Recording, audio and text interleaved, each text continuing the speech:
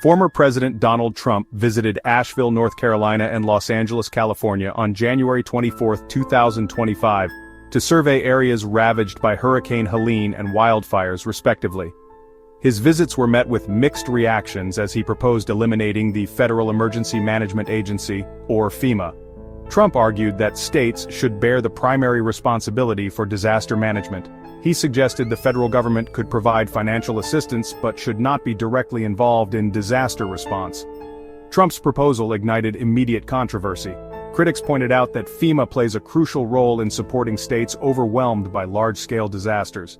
They argued that dismantling FEMA would leave states ill-equipped to handle major emergencies. Trump's critics also highlighted the fact that he does not have the authority to unilaterally eliminate FEMA. Congressional action would be required, making his proposal unlikely to succeed. During his visit to California, Trump also took aim at the state's environmental policies. He threatened to withhold federal aid, claiming California's regulations hampered wildfire prevention efforts. California Governor Gavin Newsom defended the state's policies and expressed a willingness to work with the former president on recovery efforts. However, tensions between the two remained palpable. Trump's visit to wildfire-stricken Pacific Palisades, California, further inflamed political tensions. While praising the bravery of firefighters, Trump repeated false claims about wildfire management. He blamed the severity of the fires on Democratic policies, bureaucratic obstacles, and even the Delta smelt, a protected fish species. Experts were quick to debunk Trump's claims, emphasizing that his statements lacked any factual basis. Trump's visit to Pacific Palisades was marked by a blend of empathy and misinformation. He toured devastated neighborhoods, offering words of support to residents who had lost their homes. However, his attempts to politicize the disaster and spread falsehoods about its causes drew sharp criticism. Governor Newsom, while acknowledging the need for a united front in recovery efforts, pushed back against Trump's misleading statements. The former president's insistence on blaming environmental regulations for the wildfires ignored the complex factors contributing to these disasters. Climate change, drought conditions, and human development in fire-prone areas all play a significant role. Trump's rhetoric, however, focused on a simplistic narrative that deflected responsibility and further divided public opinion. In a move signaling an escalation of his hardline immigration policies, Trump authorized the use of military aircraft for deportations.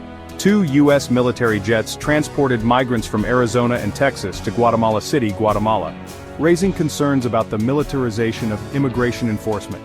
This action followed an executive order granting the military broader authority in border security and deportation efforts. The Department of Homeland Security, or DHS, also took steps to increase state-level involvement in immigration enforcement.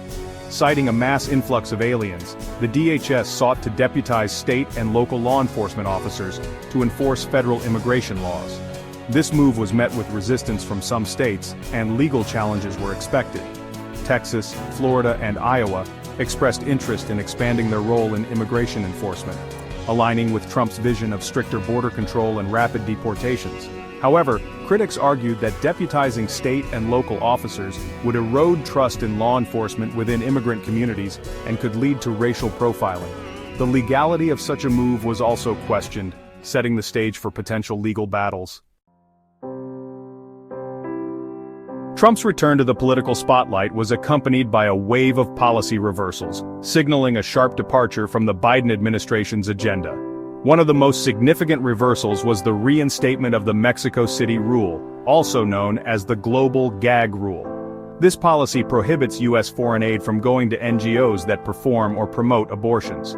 In a move praised by anti-abortion groups, Trump reinstated the Mexico City Rule shortly after addressing a rally of supporters.